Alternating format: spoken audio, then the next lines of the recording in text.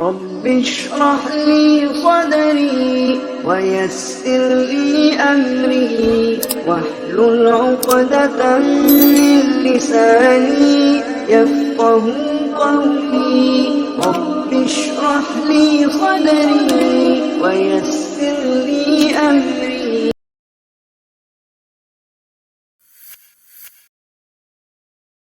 تمام قسم کی تعریفات، ہر طرح کی حمد و ثنا، بزرگی اور بڑائی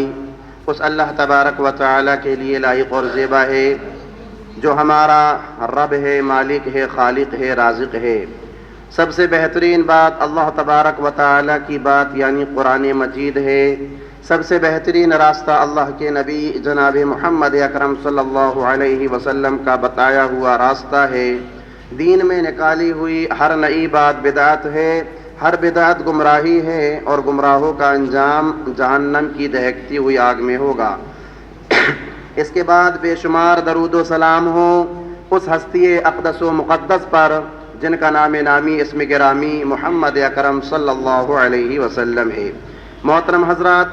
نوجوان ساتھیوں، عزیز بچوں، میری آواز کو سننے والی پردہ نشین ماؤں اور بہنوں،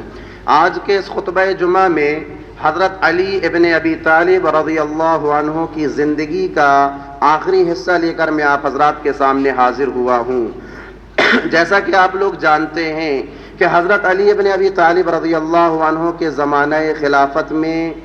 حضرت علی نے بہت سارے فتنوں کا سامنا کیا اور ان فتنوں کو ختم کرنے کی کوشش کی۔ حضرت علی ابن ابی طالب رضی اللہ عنہ کے زمانہ خلافت میں جو فتنے ظاہر ہوئے، ان فتنوں میں ایک بڑا فتنہ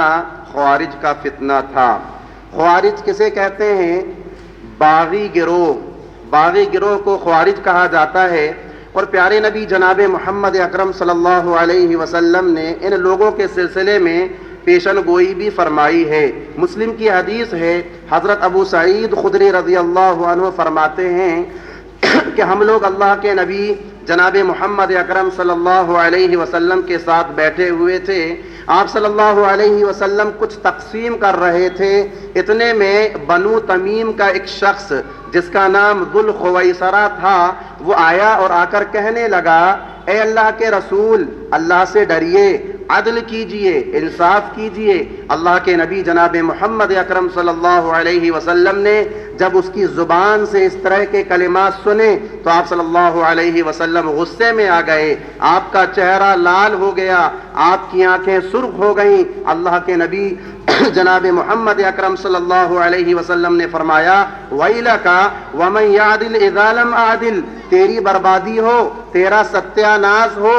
جب میں انصاف نہیں کروں گا، جب میں اللہ رب العالمین سے نہیں ڈروں گا، تو پھر دنیا میں کون سی ہستی ہے جو انصاف کرے گی اور اللہ رب العالمین سے ڈرے گی؟ جب وہ شخص جانے لگا، وہاں حضرت عمر ابن خطاب رضی اللہ عنہ، حضرت خالد ابن ولید رضی اللہ عنہ بیٹھے ہوئے تھے۔ انہوں نے کہا، اے اللہ کے رسول، آپ ہمیں اجازت دیجئے، ابھی ہم اس کا سر اس کے جسم سے الگ کر دیتے ہیں۔ اللہ کے نبی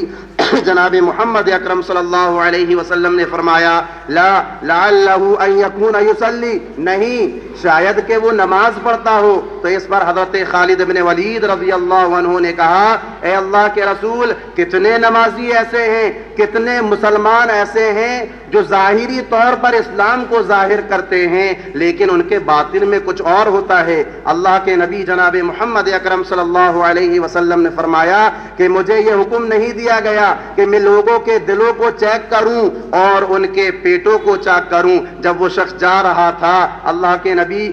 جناب محمد اکرم صلی اللہ علیہ وسلم نے فرمایا کہ اس کی نسل سے ایک قوم ایسی نکلے گی کہ جن کی نمازوں کے سامنے تم اپنی نمازوں کو، جن کے روزوں کے سامنے تم اپنے روزوں کو، جن کی عبادتوں کے سامنے تم اپنی عبادتوں کو حقیر سمجھو گے، اور یہ اس قدر بہترین آواز میں قرآن کی تلاوت کریں گے کہ سننے والا سنتا رہ جائے گا، لیکن وہ قرآن ان کے حلقوں اور گلوں کے نیچے نہیں اترے گا، اور وہ دین سے بالکل اسی طرح باہر ہو جائیں گے جس طرح سے تیر کمان سے باہر ہو جاتا ہے۔ اہل علم بتاتے ہیں کہ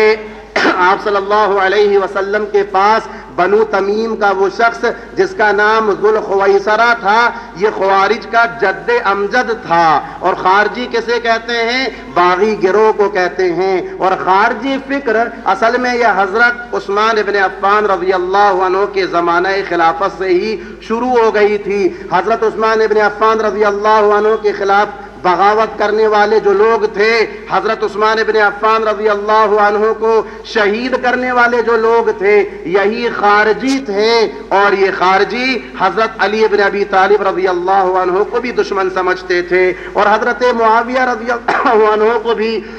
دشمن سمجھتے تھے۔ پہلے یہ لوگ حضرت علی ابن ابی طالب رضی اللہ عنہ کی فوج میں تھے۔ جب جنگ صفین ہوئی تھی تو امیر المؤمنین علی ابن ابی طالب رضی اللہ عنہ نے جب اس بات کی اجازت دے دی کہ دونوں طرف سے ایک ایک حکم بنا لیا جائے، ایک ایک جج بنا لیا جائے، حضرت علی کی جانب سے حضرت ابو موسیٰ اشعری رضی اللہ عنہ کو حکم بنایا گیا، حضرت ابو معاویہ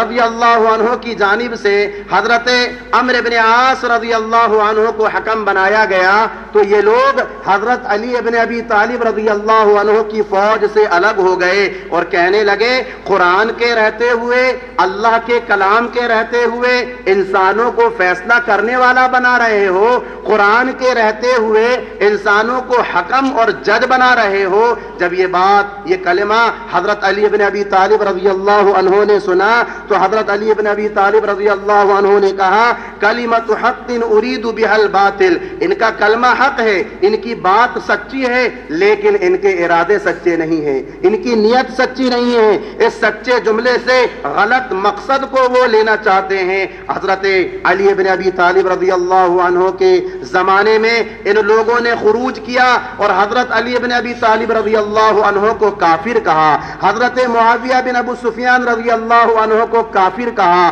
عامت المسلمین کو کافر کہا۔ اور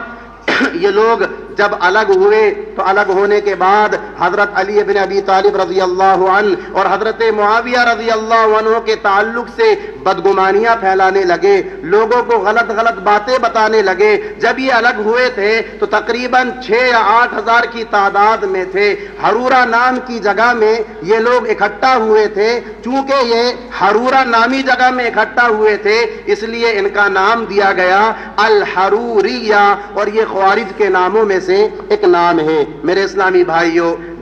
جب خارجی لوگ حضرت علی بن ابی طالب رضی اللہ عنہ کی فوج سے الگ ہو گئے تو نماز کے لیے انہوں نے ایک امیر منتخب کر لیا، اور جنگ و جدال کے لیے، قتل و غارت کے لیے، لڑائی جھگڑے کے لیے ایک دوسرا امیر منتخب کر لیا، اور لوگوں کے درمیان رہ کر لوگوں میں حضرت علی، حضرت معاویہ کے تعلق سے بدگمانیاں پھیلانے لگے، اور کبیرہ گناہ کا ارتکاب کرنے والے کو ہمیشہ ہمیش کے لیے جہنمی قرار دینے لگے۔ مختلف قسم کے فتنے، مختلف قسم کی جب باتیں وہ پھیلانے لگے تو حضرت علی بن ابی طالب رضی اللہ عنہ فکر مند ہو گئے، اور انہوں نے سوچا کہ ان کو سمجھانا چاہیے، ان کو نصیحت کرنا چاہیے، ان کو سمجھایا جائے گا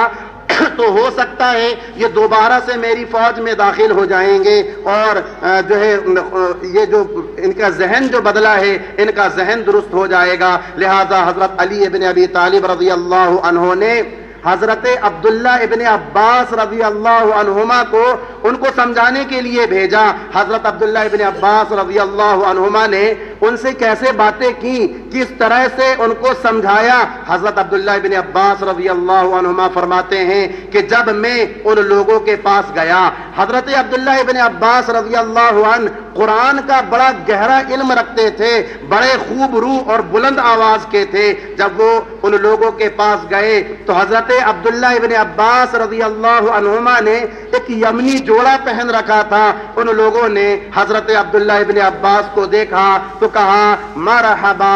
مرحبا، آپ کا آنا مبارک ہو، آپ کا آنا مبارک ہو۔ اس کے بعد کہا کہ آپ نے کیسا لباس پہن رکھا ہے؟ تو حضرت عبداللہ ابن عباس رضی اللہ عنہما نے کہا کہ میرے لباس پر عیب نہ لگاؤ، میں نے اس سے بہتر لباس پیارے نبی جناب محمد اکرم صلی اللہ علیہ وسلم کو پہنتے ہوئے دیکھا ہے۔ ان لوگوں نے کہا آپ کس مقصد سے آئے ہیں ہمارے پاس؟ حضرت عبداللہ ابن عباس رضی اللہ عنہما نے کہا کہ میں انصار و مہاجرین سے ملاقات کر کے آ رہا ہوں، میں پیارے نبی کے داماد اور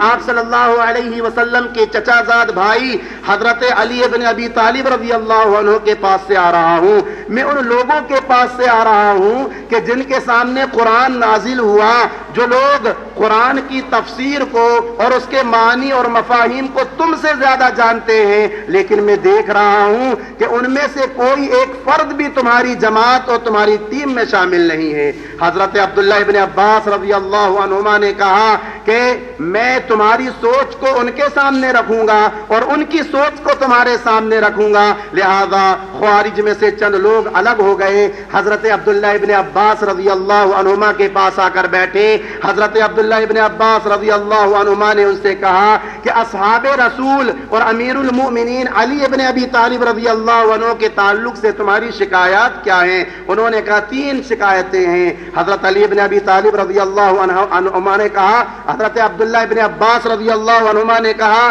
کہ وہ شکایتیں کیا ہیں؟ تو انہوں نے کہا کہ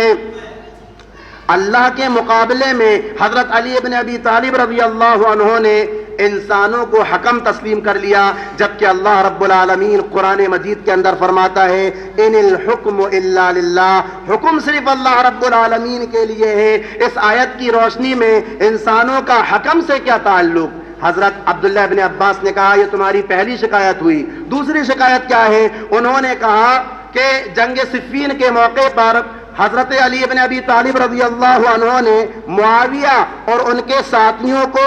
سے جنگ کی، ان کو برا بھلا نہیں کہا، ان کو قیدی نہیں بنایا، ان کو لوٹا نہیں۔ اگر وہ کافر تھے تو ان کو قیدی کیوں نہیں بنایا، اور اگر وہ کافر نہیں تھے تو پھر ان سے جنگ کیوں کی؟ یہ ہمارا دوسرا اعتراض ہے۔ تیسرا اعتراض کیا ہے؟ تو انہوں نے کہا کہ تیسرا اعتراض یہ ہے کہ جنگ صفین کے موقع پر جب معاہدہ ہو رہا تھا، امیر المؤمنین نے اپنے نام کے آگے سے امیر المؤمنین کے لقب کو مٹا دیا۔ اگر وہ امیر المؤمنین نہیں ہیں تو کیا امیر الکافرین ہیں؟ یہ ہمارے اعتراضات ہیں۔ حضرت عبداللہ ابن عباس رضی اللہ عنہما نے کہا اس کے علاوہ بھی کیا تمہارے کوئی اعتراضات ہیں؟ انہوں نے کہا نہیں، بس ہمارے اتنے ہی اعتراضات ہیں، اتنی ہی باتیں ہیں۔ حضرت عبداللہ ابن عباس رضی اللہ عنہما نے کہا ان تینوں اعتراضات کا جواب اگر میں تمہیں مدلل طور پر دے دوں تو کیا تم لوٹ کر حضرت علی ابن ابی طالب رضی اللہ عنہ کی فوج میں شامل ہو جاؤ گے؟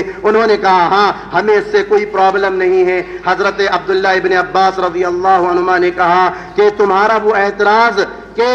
اللہ کے مقابلے میں انہوں نے انسانوں کو حکم تسلیم کر لیا، تو اس کا جواب میں قرآن مجید کی ایک آیت کریمہ سے تمہیں دیتا ہوں کہ جس میں اللہ رب العالمین نے ربع و درہم جیسی معمولی چیز کے بارے میں انسانوں کو حکم ٹھہرایا اور انہیں حکم دیا کہ اس میں فیصلہ کر دیں۔ قرآن مجید کی اس آیت کریمہ کے بارے میں تمہاری کیا رائے ہے؟ پھر حضرت عبداللہ ابن عباس نے قرآن کی آیت پڑھی یا ایھا الذین آمنوا لا تقتلوا الصید وانتم حرم ومن قتله منکم متعمدا فجزاء مثل ما قتل من النعم يحكم به ذو عدل منکم۔ اے وہ لوگو جو ایمان لائے ہو، جب تم حالت احرام میں ہو تو شکار کو قتل نہ کرو، اور تم اگر ایسا جان بوجھ کر کے کرتے ہو تو چوپایوں میں سے اس کے مثل بدلہ ہے جو اس نے قتل کیا، جس کا فیصلہ تم ہی میں سے دو انصاف کرنے والے کریں گے۔ حضرت عبداللہ ابن عباس رضی اللہ عنہما نے ان سے کہا میں تمہیں اللہ کا واسطہ دے کر پوچھتا ہوں کہ بتاؤ لوگوں کے اختلافات کو مٹا کر صلح پیدا کرنے اور انہیں خون ریزی سے بچانے کے لیے حکم مقرر کرنا بہتر ہے یا ایک خرگوش، ایک جانور کے بارے میں جس کی قیمت ربع درہم ہے، یہ بہتر ہے؟ تو انہوں نے کہا کہ لوگوں کے اختلافات کو ختم کرنے کے معاملے میں حکم بنانا جو ہے یہ زیادہ بہتر ہے۔ پھر ایک مثال حضرت عبداللہ ابن عباس رضی اللہ عنہما نے اور دی، قرآن مجید کی آیت کریمہ پڑھی فَإِنْ خِفْتُمْ شِقَاقَ بَيْنِهِمَا فَبَعَثُوا حَكَمًا مِّنْ أَهْلِهِ وَحَكَمًا مِّنْ أَهْلِهَا کہ جب میاں بیوی میں کسی معاملے میں اختلاف ہو جائے تو ایک لڑکی کے گھر والا حکم بنا لیا جائے اور ایک لڑکے کے گھر والا حکم بنا لیا جائے، یہ دونوں ان کے درمیان فیصلہ کریں گے۔ حضرت عبداللہ ابن عباس نے پوچھا دیکھو اللہ رب العالمین نے تو میاں بیوی کے معاملے کو سلجھانے کے لیے حکم بنانے کا حکم دیا ہے، اب جو ہے ایک میاں بیوی کے معاملے کو لے کر حکم بنانا زیادہ بہتر ہے، یا دو جماعتوں میں لڑائیاں ہو رہی ہیں، قتل و غارت گریاں ہو رہی ہیں، خون ریزی ہو رہی ہے، ان کے معاملے کو ختم کرنے کے لیے حکم بنانا زیادہ بہتر ہے؟ انہوں نے کہا خون ریزی کو ختم کرنے کے لیے تو حضرت عبداللہ ابن عباس رضی اللہ عنہما نے کہا کہ مجھے لگتا ہے کہ میں تمہارے پہلے اعتراض سے نکل چکا ہوں۔ انہوں نے کہا ہاں، آپ نے ہمارے پہلے اعتراض کو دور کر دیا۔ پھر حضرت عبداللہ ابن عباس رضی اللہ عنہما نے کہا کہ تمہارا جو اعتراض ہے کہ جنگ صفین کے موقع پر حضرت معاویہ اور ان کے ساتھیوں کو قیدی کیوں نہیں بنایا اور ان کے مال کو لوٹا کیوں نہیں اور ان کو جو ہے برا بھلا کیوں نہیں کہا، حضرت عبداللہ ابن عباس نے کہا کہ کیا تم مائے عائشہ رضی اللہ عنہا کو گالیاں دینا پسند کرتے ہو اور ان کے بارے میں بھی ان باتوں کو حلال جانو گے جو ان کے سوا کے لیے حلال جانتے ہو؟ اگر ایسا ہے تو تم نے کفر کیا، اور اگر تم حضرت عائشہ صدیقہ رضی اللہ عنہا کو ماں تسلیم نہیں کرتے تو اس پر بھی تم نے جو ہے کفر کیا، اس لیے کہ قرآن مجید میں اللہ تبارک و تعالی نے فرمایا النبی اولا بالمؤمنین من انفسہم وازواجہ امہاتہم، یہ نبی مومنوں پر ان کی جانوں سے زیادہ حق رکھنے والا ہے اور ان کی بیویاں ان کی مائیں ہیں۔ دیکھو تم لوگ دو گمراہیوں کے بیچ میں پھنس گئے ہو، اب اس سے نکلنے کا راستہ آپ ہی بتاؤ۔ وہ سب کے سب خاموش ہو گئے۔ حضرت عبداللہ ابن عباس رضی اللہ عنہما نے کہا مجھے لگتا ہے کہ میرے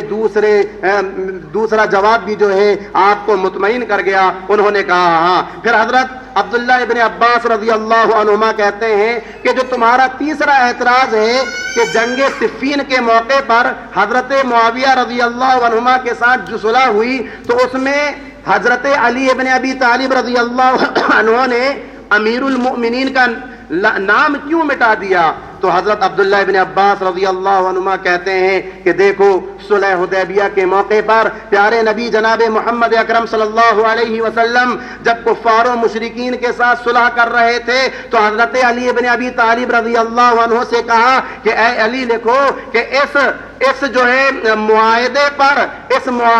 پر محمد الرسول اللہ صلی اللہ علیہ وسلم نے اتفاق کیا ہے۔ کفار و مشرکین وہاں پر موجود تھے، انہوں نے کہا کہ اگر ہم آپ کو محمد الرسول اللہ تسلیم کر لیتے تو آپ سے جنگ کیوں کرتے، آپ سے لڑائی کیوں کرتے؟ آپ محمد الرسول اللہ کو ہٹائیے اور اس کی جگہ اپنا نام لکھیے۔ اللہ کے نبی نے کہا اے علی محمد الرسول اللہ کو مٹا دو، اور اے اللہ تو جانتا ہے کہ میں تیری جانب سے بھیجا ہوا رسول ہوں۔ حضرت محمد صلی اللہ علیہ وسلم نے حضرت علی سے کہا اے علی محمد الرسول اللہ کو مٹا دو اور اس کی جگہ محمد بن عبداللہ لکھ دو۔ حضرت علی نے کہا اللہ کے رسول میرے اندر اتنی طاقت نہیں ہے کہ میں محمد الرسول اللہ کو مٹا سکوں۔ اللہ کے نبی جناب محمد اکرم صلی اللہ علیہ وسلم نے اپنے ہاتھ سے محمد الرسول اللہ کو مٹا دیا اور اس کی جگہ لکھا کہ اس صلح میں محمد بن عبداللہ نے اتفاق کیا۔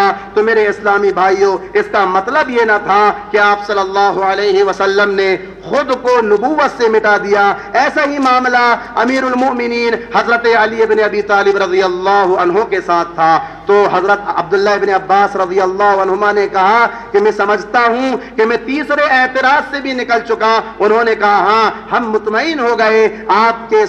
کے جوابات کو سن کر کے۔ پھر ان میں سے 2000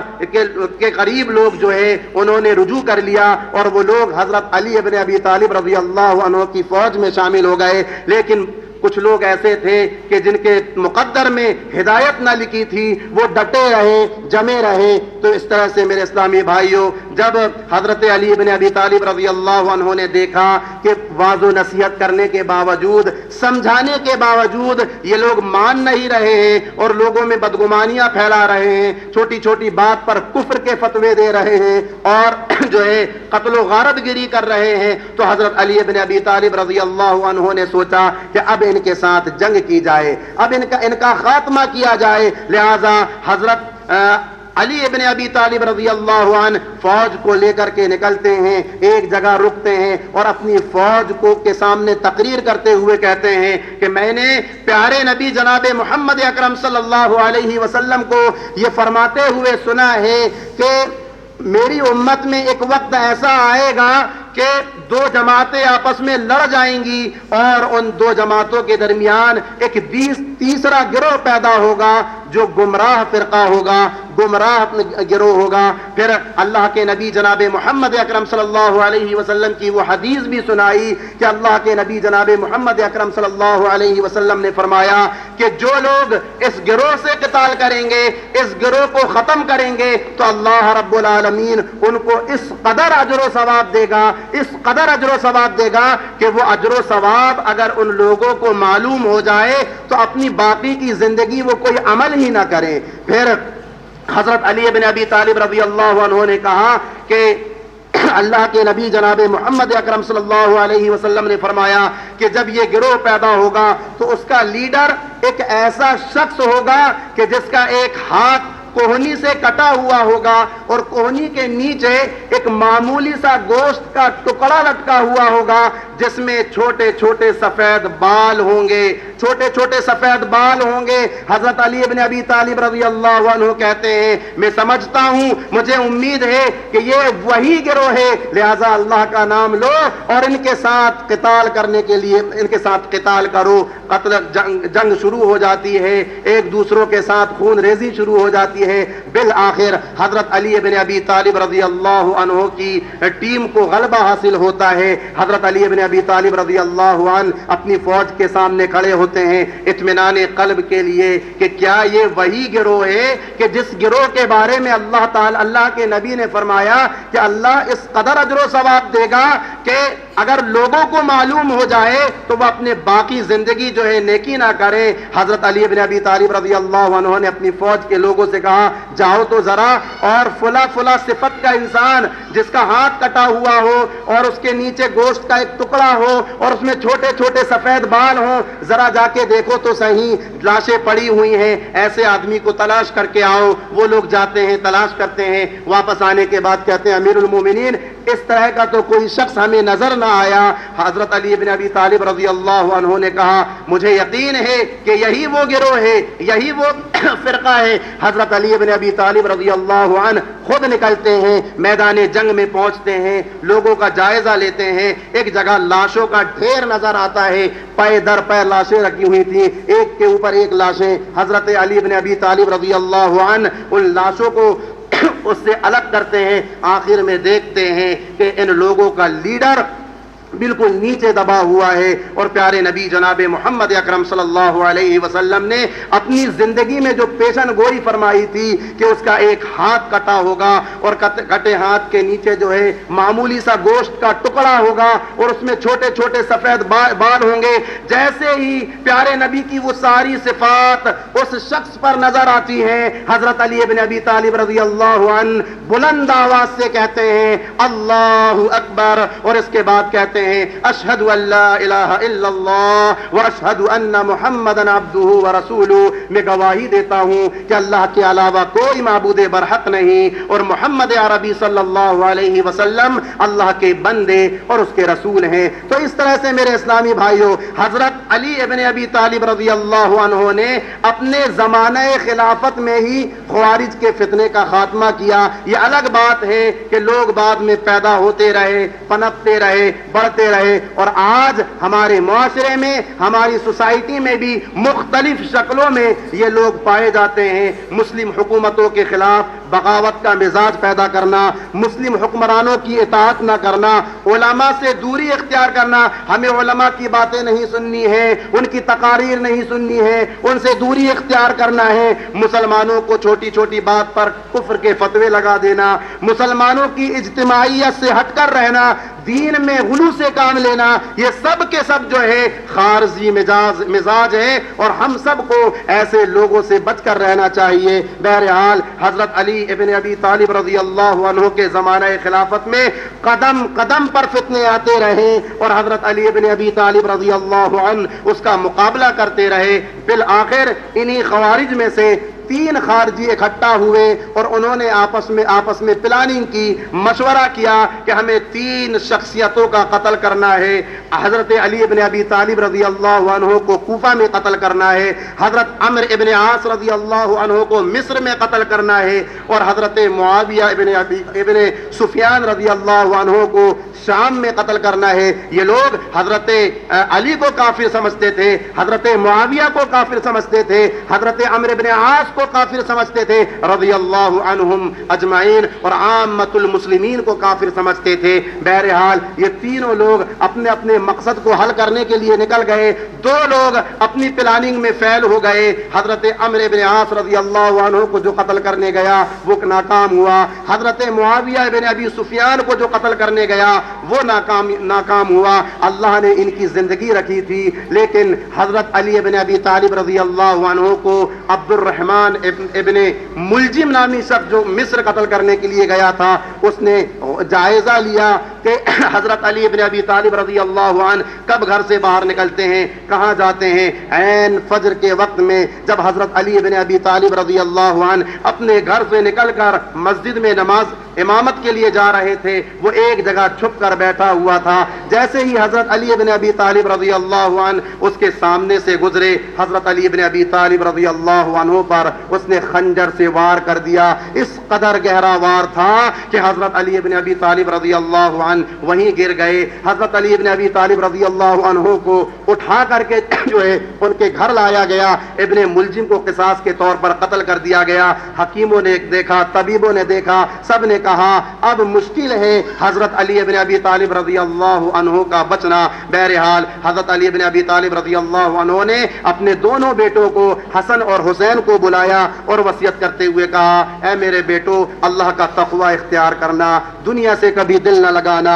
عہدہ حاصل کرنے کی تڑپ نہ کرنا، یتیموں کا سہارا بن کر رہنا، اپنی آخرت کو سنوارنے کی فکر کرنا، اللہ کی کتاب پر عمل کرنا، نماز کو اس کے وقت پر ادا کرنا، زکوٰۃ کو اس کے وقت پر ادا کرنا، صلہ رحمی کرتے رہنا، کسی بھی معاملے میں پہلے اچھی طرح سے تحقیق کرنا، بھلائی کا حکم دیتے رہنا، برائی سے روکتے رہنا۔ زخم بہت زیادہ گہرا تھا۔ حضرت علی بن ابی طالب رضی اللہ عنہ کو تکلیف ہو رہی تھی۔ انہوں نے کہا، اللہ تم اہل بیت کو محفوظ رکھے اور تم میں نبی اکرم صلی اللہ علیہ وسلم کی سنت کو محفوظ رکھے۔ اب میں تمہیں اللہ کے حوالے کرتا ہوں۔ اس کے بعد حضرت علی بن ابی طالب رضی اللہ عنہ نے اپنے گھر والوں کو سلام کیا، السلام علیکم ورحمۃ اللہ وبرکاتہ، اور پھر حضرت علی بن ابی طالب رضی اللہ عنہ کی زبان سے جو آخری جملہ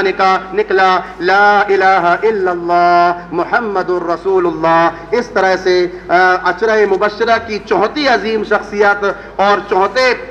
امیر المؤمنین حضرت علی بن ابی طالب رضی اللہ عنہ سن 40 ہجری میں 63 سال کی عمر پا کر اس دنیا سے رخصت ہو گئے۔ انا للہ و انا الیہ راجعون۔ حضرت علی بن ابی طالب رضی اللہ عنہ نے 4 سال 9 مہینے 3 دن جو ہے خلافت کی، اور حضرت علی بن ابی طالب رضی اللہ عنہ کو حضرت حسن، حضرت حسین اور عبداللہ ابن جعفر نے غسل دیا۔ 3 کپڑوں میں ان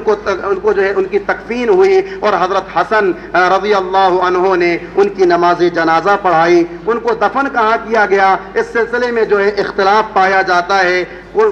کچھ راوی کہتے ہیں کہ بصرہ میں ان کو جو ہے دفن کیا گیا، کچھ راوی کہتے ہیں کہ جب ان پر خنجر کا وار کیا گیا اس کے بعد 3 دن تک وہ زندہ رہے، ان کے بیٹے ان کو مدینہ منورہ لے کر آئے اور مدینہ منورہ میں ان کو دفن کیا گیا۔ علامہ ابن جوزی کہتے ہیں مختلف روایتیں اس سلسلے میں آتی ہیں، اللہ ہی بہتر جانتا ہے کہ حضرت علی بن ابی طالب رضی اللہ عنہ کو کہاں دفن کیا گیا۔ تو میرے اسلامی بھائیوں، یہ حضرت علی بن ابی طالب رضی اللہ عنہ کی زندگی کا مختصر حصہ شروع سے لے کر آخر تک آپ حضرات کے سامنے پیش کیا گیا۔ انشاءاللہ آئندہ خطبہ جمعہ عشرہ مبشرہ کی 5ویں عظیم شخصیت حضرت عبد الرحمن ابن عوف رضی اللہ عنہ کی زندگی آپ حضرات کے سامنے پیش کی جائے گی۔ اللہ تبارک و تعالیٰ سے دعا ہے الہ العالمین ہم تمام کے تمام مسلمانوں کو قرآن اور حدیث کے مطابق زندگی گزارنے والا بنا۔ الہ العالمین ہم گناہ گار ہیں، ہم خطا کار ہیں، ہم نے اپنی جانوں پہ ظلم کیے ہیں، ہم نے جان بوجھ کر گناہ کیے، انجانے میں گناہ کیے۔ پروردگارہ تو معاف کرنے والا ہے، ہمارے گناہوں کو معاف کر دے۔ الہ العالمین تو ہم تمام کے تمام مسلمانوں کو دنیا کے ہر فتنے سے محفوظ رکھ الہ العالمین. ہم تمام کے تمام مسلمانوں کو بروز قیامت جہنم کی دہکتی ہوئی آگ سے بچا کر اپنی جنت میں داخل فرما. آمین ثم آمین. وآخر دعوانا ان الحمد للہ رب العالمین.